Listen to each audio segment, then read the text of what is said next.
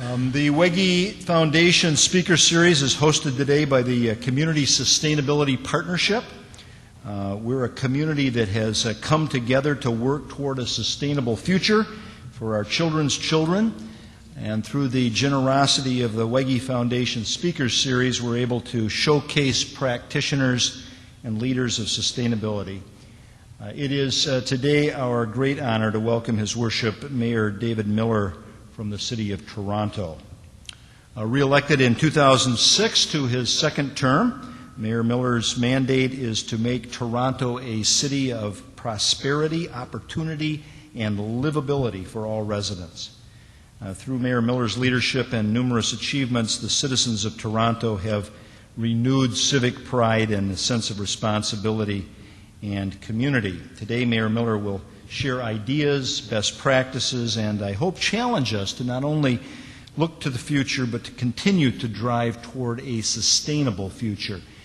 I'm going to take just a personal moment here, if I might, because Dave Miller has provided such great leadership for our Great Lakes St. Lawrence Cities Initiative, meeting here in Grand Rapids beginning this afternoon through the next 2 days.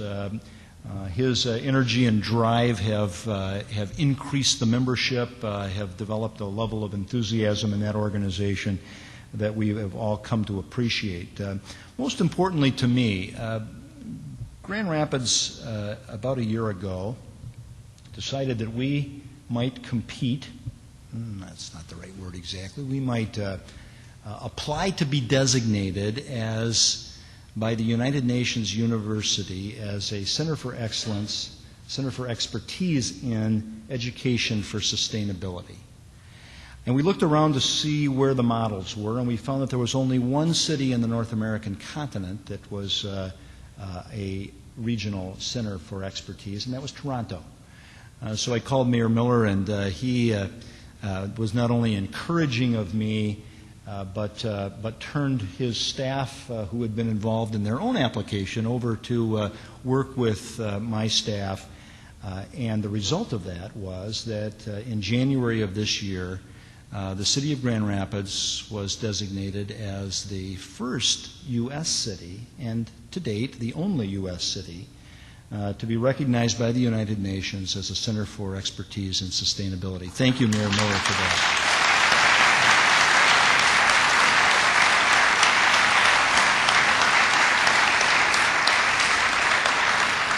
So without further ado, ladies and gentlemen, please welcome the Mayor of Toronto, His Worship David Miller.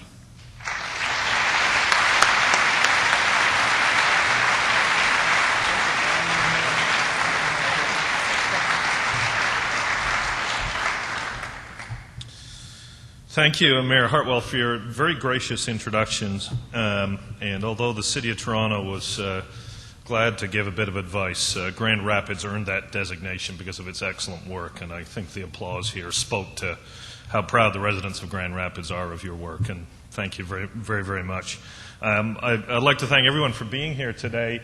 Apparently some slides will appear at some point. I just want you to know I have absolutely nothing to do with them whatsoever, so they're nice slides, I like them, but they're of Toronto and the Great Lakes. I'd like to speak a little bit about the Great Lakes today and what cities around the Great Lakes are trying to do to preserve this wonderful resource for our future. But I was struck when Peter Wege was speaking about the incredible link this resource is between the United States and Canada. And I think that's why we come together as international cities and why we're meeting here in Grand Rapids. The Great Lakes are the world's third largest economy after the United States and Japan, if looked at in that way. And it truly is an international resource. And one personal example of the interconnectivity between the United States and Canada when we're in the Great Lakes region. Last night I was speaking in Toronto at the World Green Building Council, which was holding its 7th annual Congress in Toronto. And after I spoke, a man came over and sat down beside me and said, Mr. Mayor, I understand that you'll be speaking in Grand Rapids tomorrow night. I was a little bit surprised by this because most Torontonians won't be aware that I'm speaking in Grand Rapids until tomorrow. And I said, how did you know that? And he said, my name is Charles Wege, and you're speaking at my father's foundation. And so it speaks to the links between our countries and all of the Great Lakes areas. The Great Lakes are really the heart of our relationship. And I want to thank Peter, not just for his remarks, but for his incredible leadership for many, many years to the issues of sustainability and the environment. And when I read the story about his flight over Pittsburgh and seeing smog, I think in 1944, it spoke to me. My uncle flew in World War II, and I could picture a young pilot and how incredibly shocking it must have been to realize you could not see the ground because of man-made causes. And I think, Peter, your leadership from that moment has been tremendously important. Most recently, of course, in the design of the Grand Rapids Art Museum, which I understand is being designed to the highest LEED standards. And I think that commitment, that financial commitment, and that commitment of leadership is exactly the kind of leadership we need if we're going to succeed in ensuring that the Great Lakes remains a sustainable resource for our children, our grandchildren, and really for the whole planet. And I'm sure that those of you here this afternoon share Peter's vision and share the vision of the Healing Our Waters Coalition, which is a very important organization in the fight to preserve and enhance our Great Lakes. I had the opportunity to read Peter's book, which is called Economicology, and he links in it what he calls the 6 E's: economics, environment, ecology, ethics, empathy, and education, and says they're inseparable. And I thought it was a very powerful point because all of these things come together. Sustainability is actually about good economics because waste is inefficient. But they come together around issues of ethics and issues of spirituality because in our soul we know we have an intimate connection with nature. And I think the connection between those 6 E's is very, very important. And the expression of them by coalitions like the Healing Our Waters Coalition is essential if we're going to make the change that is needed to be made. We are trying, as cities, to also lead and advocate for exactly that kind of change. And I'm very pleased to have the privilege of being part of a group of mayors of large cities around the world, the C40 mayors, who are trying to fight to preserve our planet's climate. We met recently in New York, hosted by the Clinton Foundation, and Mayor Ken Livingstone of London, England, proclaimed, he's the founder of this organization, he proclaimed that our organization had a simple goal, which was to change the world. A simple but very powerful goal, but one that's actually achievable. And I asked the question, why is Peter creating a coalition to save the Great Lakes? And why do mayors from around the world feel that it's their actions that will save the world from climate change? Well, I think it's because of a common vision, which is it's only through articulating a vision and then acting to make change that you can actually bring about that change. But it's also for another very important reason. There has been a lack of national and international political leadership on some of the most pressing environmental issues confronting us today. And that's left a vacuum that mayors feel that they can and must fill. And that's why we're so proud to be here in Grand Rapids with over 100 cities and towns represented from around the Great Lakes. It's becoming increasingly obvious that through demographic changes, cities are becoming the locus of activity and change. And city governments have a simple advantage. We're close to the people. We have a greater sense of urgency. We tend to be more action-oriented, practical, and focused on results. It's the activity in cities and the way this urban activity is organized and managed that will dictate whether we can truly sustain life on our planet. And it's in that spirit that mayors spanning 2 countries, 8 states, and 2 provinces across the Great Lakes and St. Lawrence Basin have come together as the Great Lakes and St. Lawrence Cities Initiative to dedicate themselves to the protection of this incredible ecoregion. The Cities Initiative is a relatively new organization started by Mayor Richard Daley of Chicago in 2003, and I've had the honor of serving as chair for the past year. The initiative has grown quickly and now involves 48 members and more than 100 participating cities on both sides of the border, about a half Canadian and half American. Members of the Cities Initiative have individually and collectively come to recognize that the future of the Great Lakes region rests on the actions of hundreds of towns and cities in and around the Great Lakes and St. Lawrence Basin. Together, we are addressing legacy issues such as cleaning up contaminated sites, modernizing water and sewage infrastructure, and naturalizing post-industrial shorelines and harbors. But we're also looking to the future. We're advocating for clean water.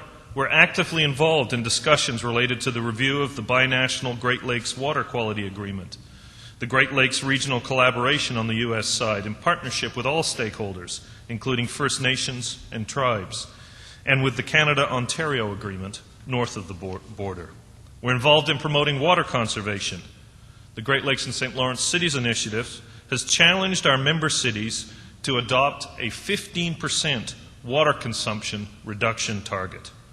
We're involved in creating waterfront vitality, reclaiming the waterfront, and developing it in a way that's accessible to the public and restores the ecological integrity of the near shore. We're calling for federal action on invasive species and the elimination of ballast water dumping. We're calling for the prevention of Great Lakes water diversions. The Cities Initiative has been actively engaged in the negotiation of the Great Lakes Charter Annex to prohibit water diversions once and for all from the Great Lakes Basin.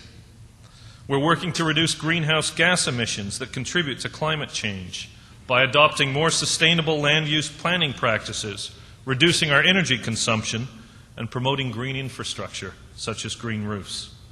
And we don't shy away from a fight. Great Lakes and St. Lawrence mayors were front and center in opposing the recent live fire training in the Great Lakes by the U.S. Coast Guard. And I'm pleased to say it was the Coast Guard that backed down. The Great Lakes and St. Lawrence Cities Initiative has given mayors a powerful forum to speak with a strong collective voice in order to bring attention to the importance of our majestic Great Lakes and St. Lawrence Basin. I'd like to take a few minutes to remind everyone where we've come from and what still remains to be done. The Industrial Revolution at the turn of the last century quickly lined our lake shores and riverbanks with manufacturing plants and busy harbors. With industry came people and the need to build massive networks of water and sewage systems. In what seemed like the blink of an eye, the lakes and rivers became a vehicle for moving goods and dumping industrial and human waste. Our shorelines turned to concrete, inaccessible to public use, and in many areas our waters became unswimmable and unfishable. With the advent of environmental regulation in the early 1970s and the gradual deindustrialization of the Great Lakes and St. Lawrence Basin over the last 25 years, a transformation has begun to occur. For the first time in 60 years, the discharges to the lakes were being cleaned up. Point sources, that is, discharges from individual companies and sewage treatment plants, began to get cleaned up. Cities began opening up their harborfront areas to the public. It seemed that we were on the right path, although moving slowly. We've seen dramatic water quality improvements in some areas and the return of fish and wildlife. But we're still struggling with the legacy of industrialization. Contaminated sites across the Great Lakes Basin, for example. 43 areas of concern have been identified by the United States and Canadian federal governments. And there are post-industrial concrete port areas that are closed to public access. And many municipalities have been left with antiquated, aging infrastructure. Combined sewers, for example, which result in overflows of raw sewage directly into the Great Lakes, and outdated sewage systems that were not designed to treat the combination of chemicals and other substances that are routinely discharged into the water system. And at the same time, there is less government funding available to invest in water and sewage infrastructure. Federal, state, and provincial governments increasingly reduce funding for that infrastructure. That leaves these expensive legacy challenges for local residents to support. And I'll give a Canadian example. In the City of Toronto, we have a plan called the Wet Weather Flow Master Plan that is designed to ensure that our water, our rainwater, cleans itself naturally before returning to Lake Ontario. Over the next 25 years, the City of Toronto alone will invest $40 million per year, each and every year for 25 years, in the required infrastructure. The Canadian federal government is also investing $40 million, but that's over 5 years, and it's for the entire Great Lakes. The truth is, today, leadership in investments in the right thing to do for the environment in the Great Lakes are coming from mayors. And the good news is that progress is being made in dealing with these legacy issues. Right here in Grand Rapids, you have nearly completed the complete separation of your combined sewers, and I understand that you've achieved a 99% reduction in sewage overflow. That's a great achievement, Mr. Mayor. Why does this project matter?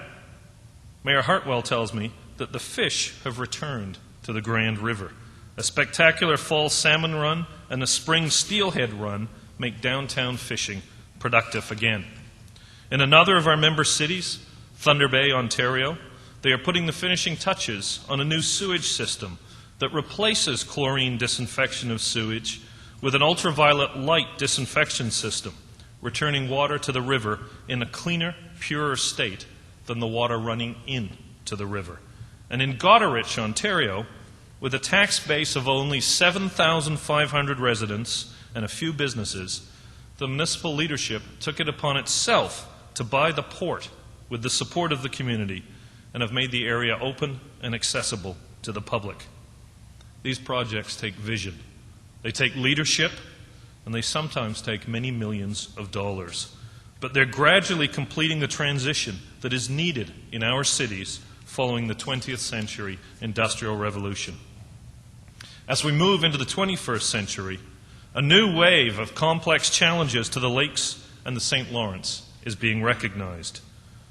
Peter spoke of invasive species. They threaten the entire ecological balance of the Great Lakes and St. Lawrence Basin.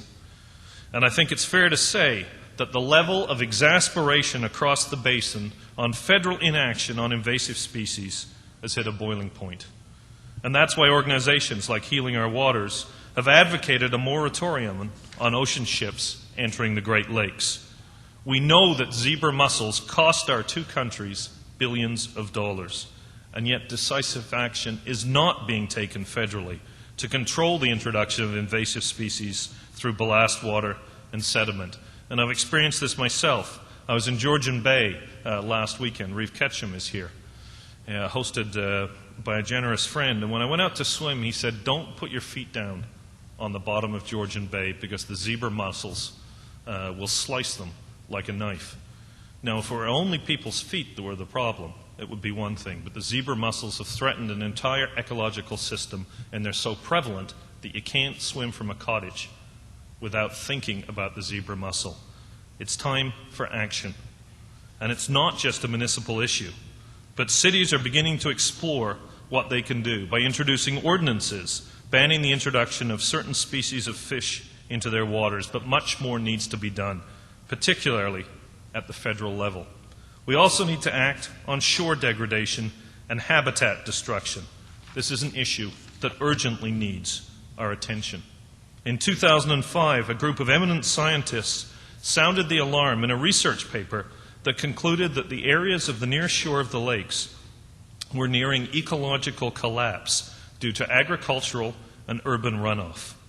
Runoff into the lakes and rivers of the basin is directly related to land use planning in cities.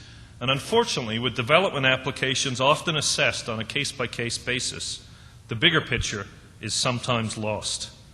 The good news is that there's a movement amongst cities to adopt green infrastructure, including green roofs, naturalization of shorelines, and pervious services that will absorb more rain and storm water and reduce runoff. We also face threats from water diversions. It's a concern to cities that rely on the lakes and St. Lawrence for their drinking water and their economic and recreational well-being. I believe we have to be absolutely vigilant about this issue. And I can tell you that the Great Lakes and St. Lawrence Cities Initiative will be watching with very close attention the process of ratifying and implementing the Great Lakes Charter Annex and Compact in the eight Great Lakes states and 2 provinces. All of the lakes face a great threat from water diversion.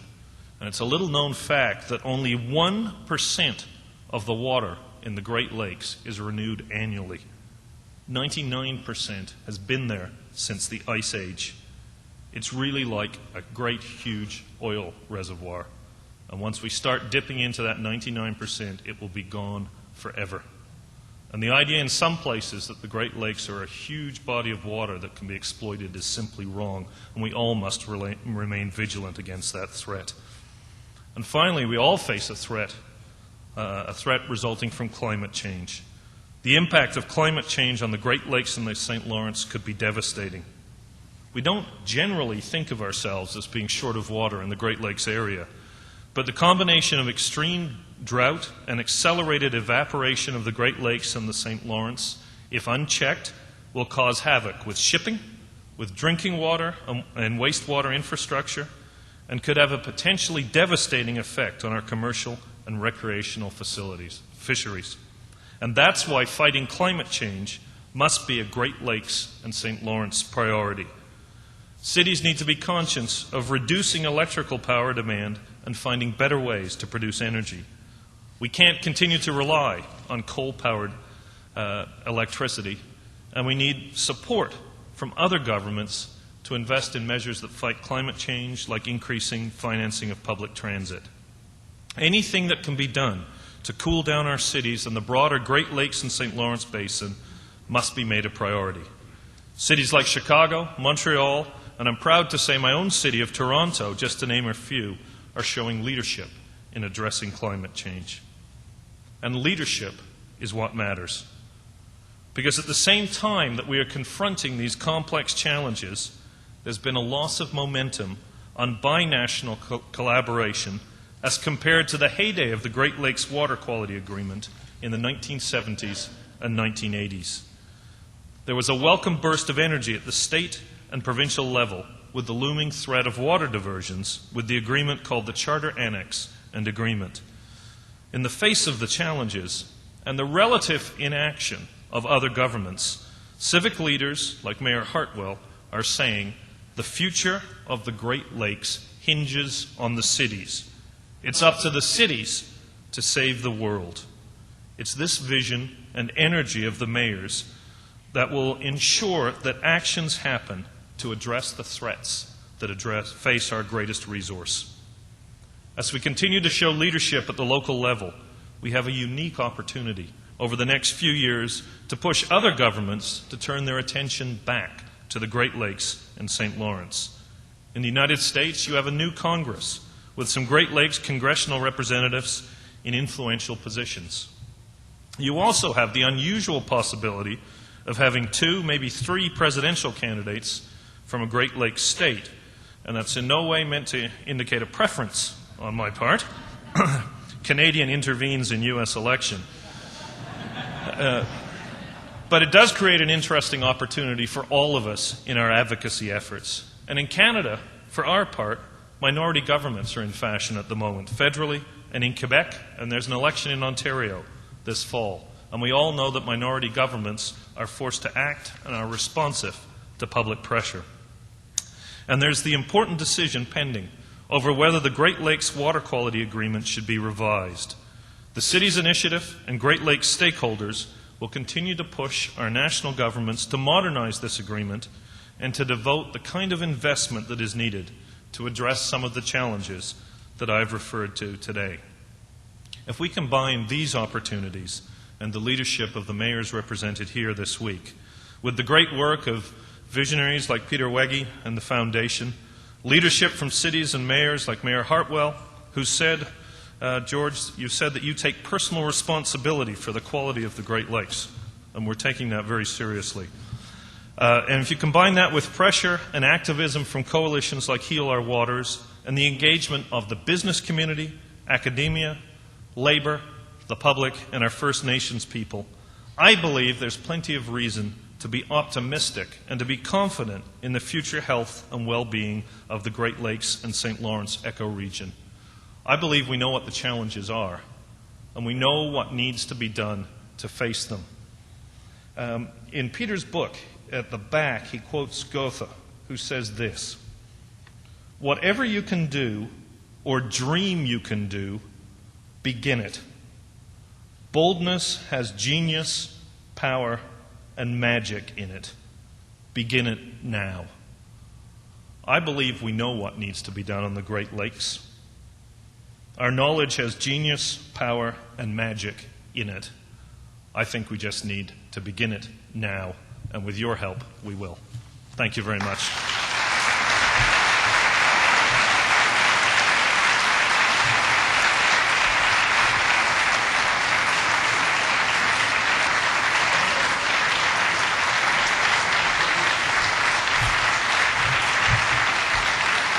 Thank you.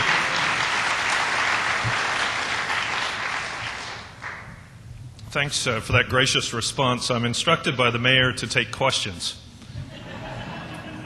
He put it more graciously than that, but I'm very happy to take questions, comments, or advice. It's a little bit hard to see with the lights, though, so if anybody has a question or comment or some advice, please feel free. Yes?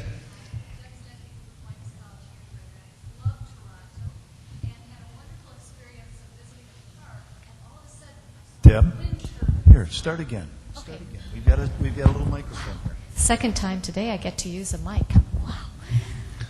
Deb Steckity from Aquinas College here in Grand Rapids, Michigan. Appreciate your visiting with us. Love Toronto. Had a wonderful trip recently and went along one of the park areas, and all of a sudden there was this beautiful wind turbine that was there. Could you talk about how Toronto is dealing with its energy requirements, utilizing alternative energy sources? Thanks.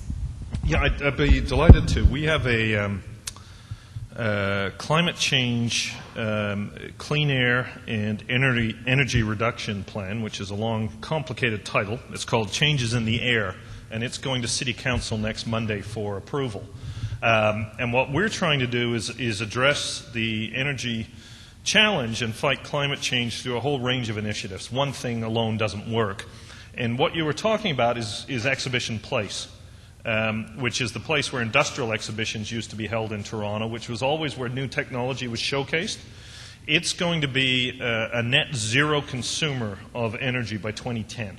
And I'll use it as an example of what we're trying to do. It does have the first urban wind turbine in Canada. That's the good news. The bad news is there's only one. But people love it, and it's astonishing. In the midst of this place full of historic buildings, we have this very modern, very tall wind turbine, and I have not heard one complaint about it. And I'm sure the mayor will tell you almost anything you do, you'll get at least one complaint. And people love it, I think, because it's symbolic of where Torontonians want to be. We also are planning the largest urban installation of solar panels there. And we've introduced a tri-generation facility to deal with our heating and cooling. So by 2010, Exhibition Place will be a net zero consumer. Across the city, we're working on issues like helping neighborhoods create solar panel buying co-ops.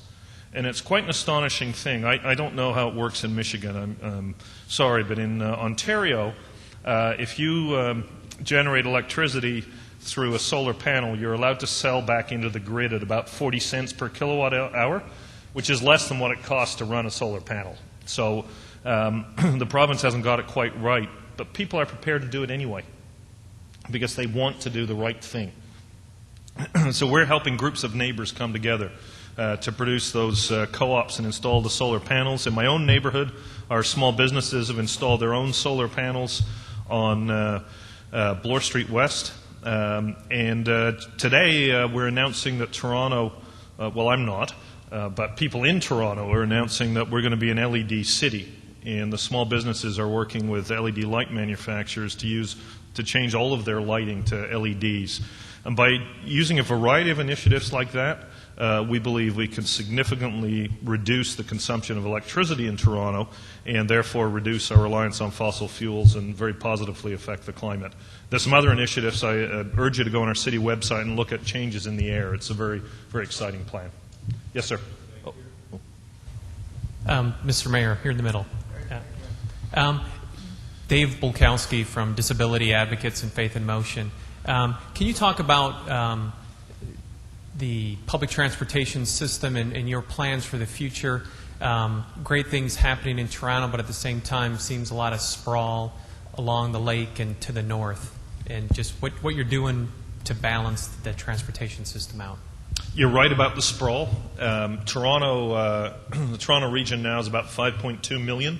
The city of Toronto, where I represent, is about half that, about 2.6 million people. Our public transit system was predominantly built from the 50s through the 80s.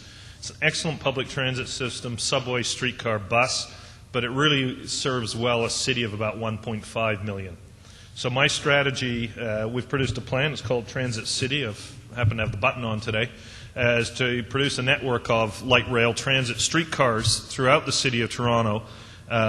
We want to do that rather than subway because it meets the densities that are there and that are contemplated. We're trying to bring development into the city to fight sprawl, and the provincial government has passed very important land use policies that help us to do that, that support intensification. And we want to do that around a network of light rail transit. And if you look, if you go on transitcity.ca, you can see the map.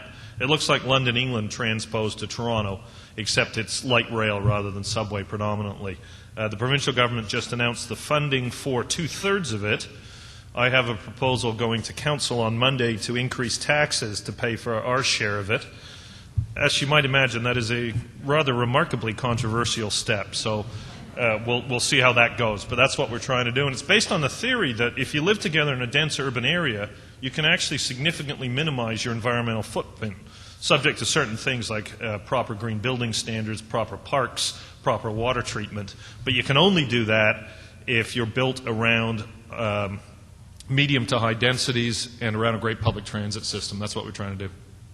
And I have to tell one story before I take the next question, because my Director of Communications, Don Wanagus, is with me today.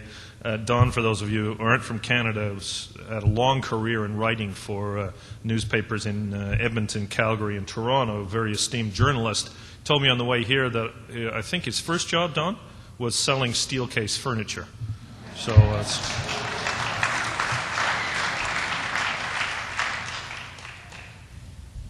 so that's how the Great Lakes come together.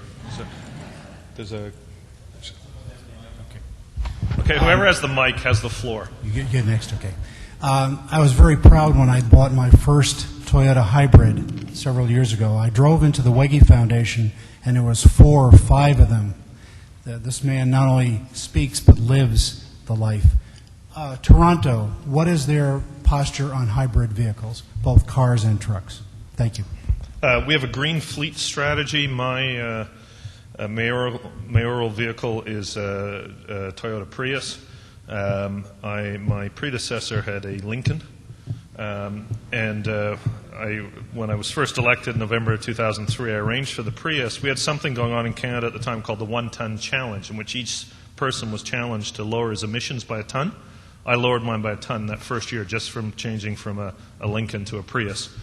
And I had fewer naps in the back seat. But the city has a green fleet strategy. We have light vehicles that are hybrids or other ecologically friendly vehicles. We have the largest fleet of hybrid buses in Canada.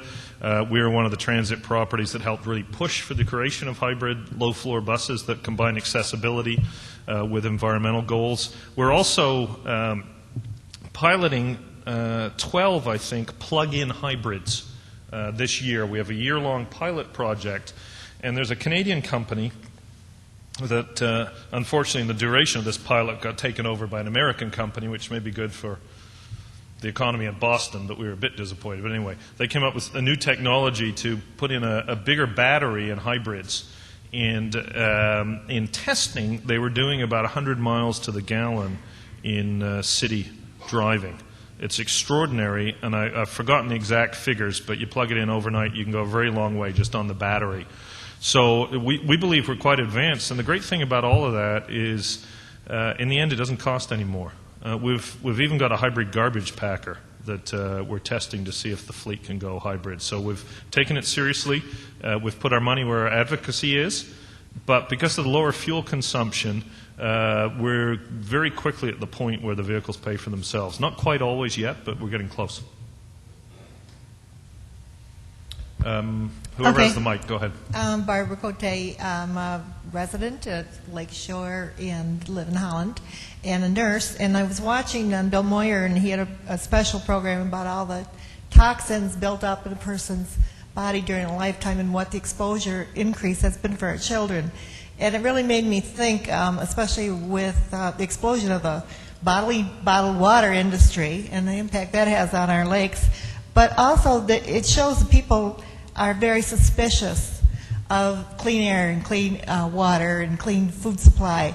And that's starting to become more and more of an education. I did a health study with Spanish migrant workers. They bottled water because they didn't trust the wells that were saturated with pesticides in the fields where they worked. I don't think we have that level of awareness yet in our communities, that we need to be more aware of that, spread more education, and not leave it just to cultural suspicions. But also wanted to know what you could add to what's being done for both landscapers, property owners like myself, and farmers, because we are so agricultural, to deal with alternatives to pesticides and that runoff into our lakes, and also saw a special about architecture and building green spaces in urban areas where the water is actually filtered on the roofs by the construction. That's a very rich series of questions. I'll try to... no, don't be sorry. They're all incredibly important. I'm just apologizing in advance if I missed something. Starting from the end, we have a strategy in Toronto. It's part of Changes in the Air, although it predates it, but it's being reinforced through the document to try and change our roofs that can be changed to be green roofs because they naturally clean the water. They also have the benefit of cooling a building through the evaporation. They could potentially have a food benefit in an urban area, healthy local food, and they make roof membranes last twice as long. They're not quite economic, but one of the interesting things about it is our study in Toronto showed that if 20% of the green roofs that could be green, were flat, were made green, the average temperature on the hottest summer day would go down by 2 degrees. And the electricity savings citywide are enormous, more than pay for the green roofs. So that's one thing we're doing, and because of the savings to the collective, we're subsidizing the green roofs through our water budget. Second thing is that there's a movement to have white roofs in Toronto. One of the examples is a building owned by a company called SAS. It's the world's largest privately held computer software company. Its Canadian head office is in downtown Toronto. They have a white roof, and what it does is gather the rainwater, and they use it for things like the toilets. So why would you take water out of the lake, clean it, pump it using electricity to a building, and then flush it back in the lake? It doesn't make sense. So they use rainwater for a lot of other applications like gardening. So those initiatives work. With respect to pesticides, we have a bylaw banning the cosmetic use of pesticides in the city, and our lawn care industry has responded with methods that I can't fully explain to you. Jill is the gardener in our house, so if she were here, she could come up and explain, but non-pesticide use. And there's also in Toronto, people are tending to make their gardens less lawns and more gardens and rock gardens. And I guess my final comment with respect to farming, it's our view and it's in our strategy that we should make a huge effort to support local food production for a whole range of reasons, including the climate change impact of trucking. And so that's a strategy. We're not quite sure how we're going to get there in Toronto. Maybe through working with the supermarkets, Loblaws and Dominion are the big change, and Sobeys in Toronto, working with them to name what is local. We're not quite sure, but we do have a lot of farmers markets where farmers within a couple hours of Toronto come in and sell their products, and they're immensely popular. And that's a way to support the farmers. I don't have an answer to the pesticide issue on farms, but we have tried to address it on lawns. Whoever has the mic has the right to question. Hi. Welcome. Thank you. I'm curious. Cities are very vibrant places, and they're very attractive to the intellectual capital of our regions. What is Toronto doing to reduce the dependency of cities on transportation for goods and services that oftentimes come from thousands of miles away?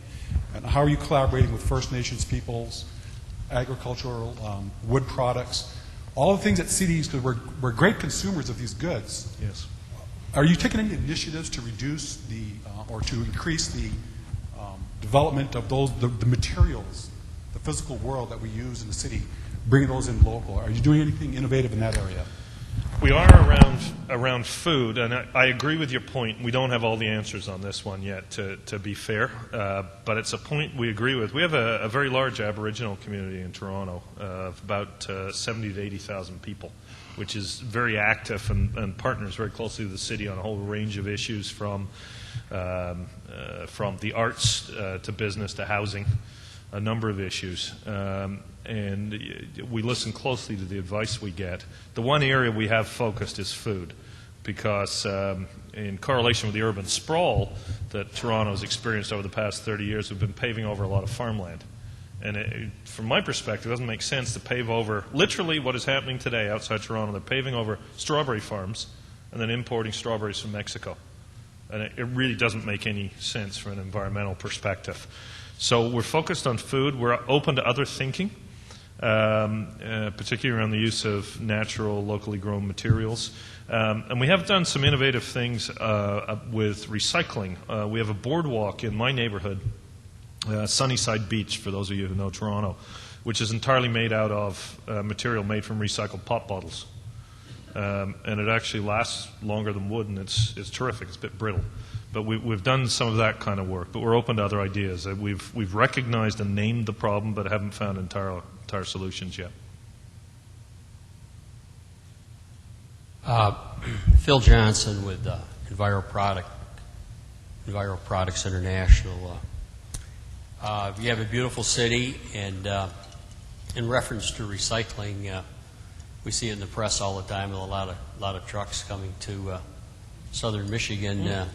Obviously, I should have addressed that. Yeah, take care of waste, and maybe I'm being a little commercial here, but we've worked quite successfully. Our company, we sell products to make a profit, but we're also involved in recycling and have worked with the Kent County, and products that were destined to the landfill become a resource for us, one of our raw materials. And I'm curious what Toronto is doing as a city, or if you've worked with any private industry to try to source the various waste streams that are part of waste that we see coming down 401s. The answer is yes, but I should have started my remarks today. I'm actually surprised anybody applauded without me saying this.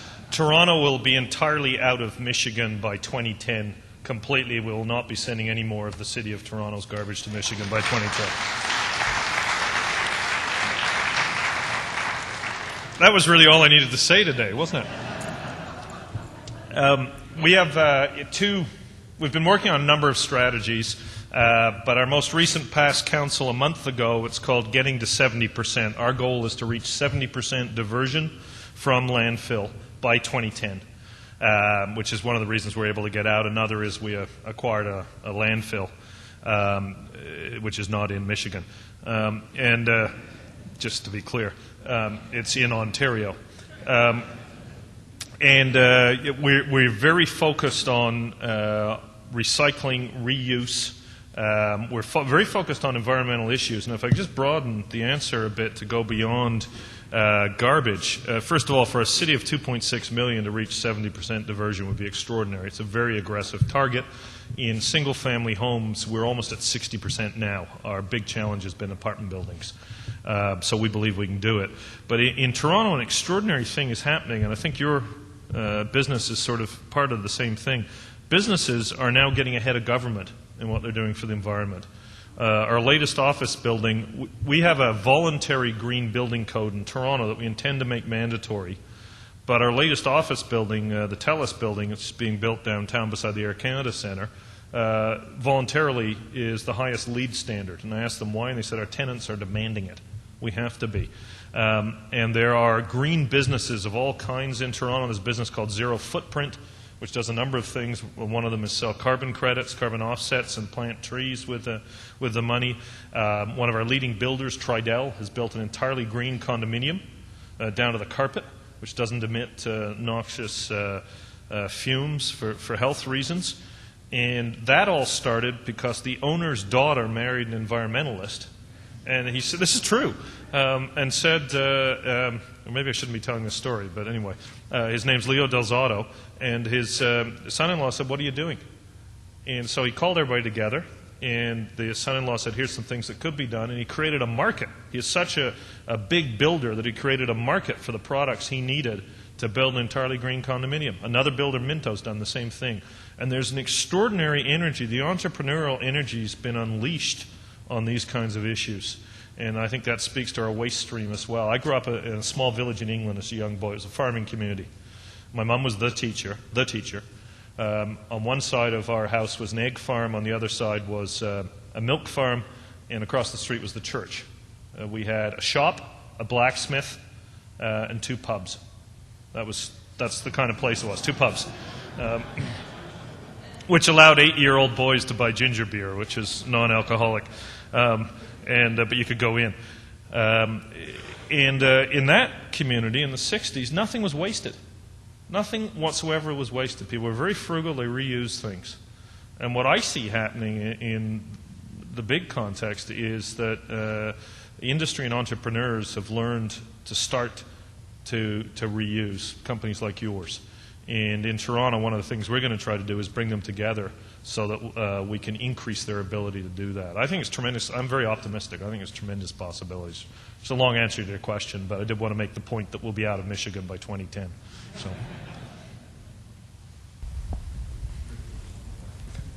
Yeah, I'm Chuck Otto. I'm with Hayworth, one of the region's other furniture companies.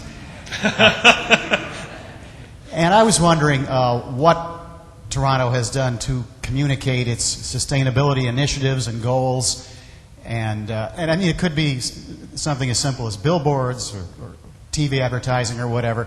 And if you've been doing it long enough to be able to gauge the buy-in by the general public.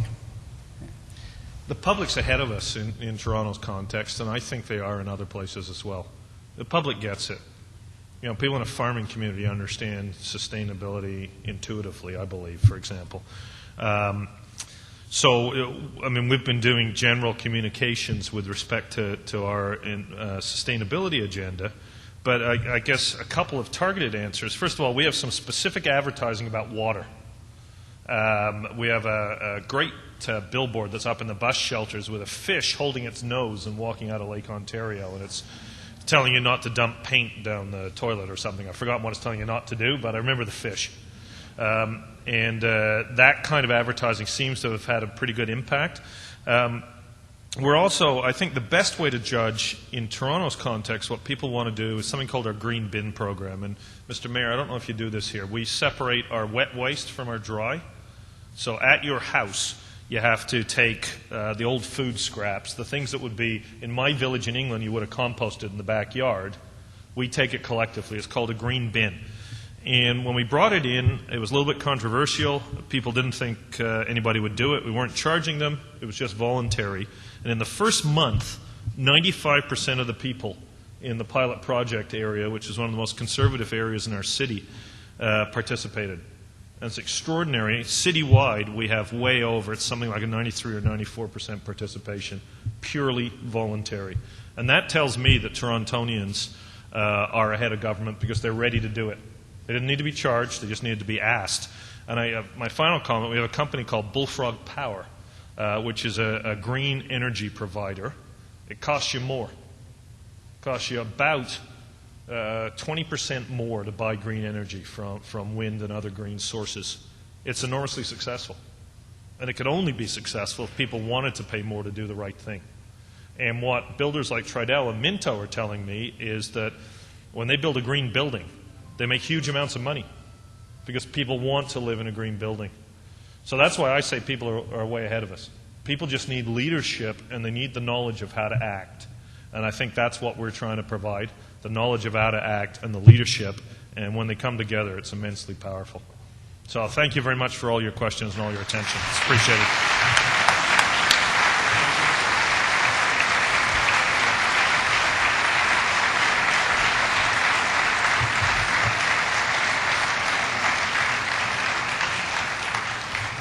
Thank you, David. That was outstanding. If it's true, and I think it is, that it's up to cities to save the world, it's cities like Toronto that are leading the way. I saw note-taking fast and furious around the room. All the ideas things that we haven't tried yet in Grand Rapids that you can believe we are. I'm not sure about the wet and dry separation, but and I'm surely not certain about the tax. But you were not proposing that, all right? But innovation is taking place at the local level all over the world, and we certainly got a good glimpse at what's happening in a nearby but foreign city to us, Toronto. Thank you so much, Mayor Miller, for being with us today, and join me once again, ladies and gentlemen, in thanking Mayor Dave Miller.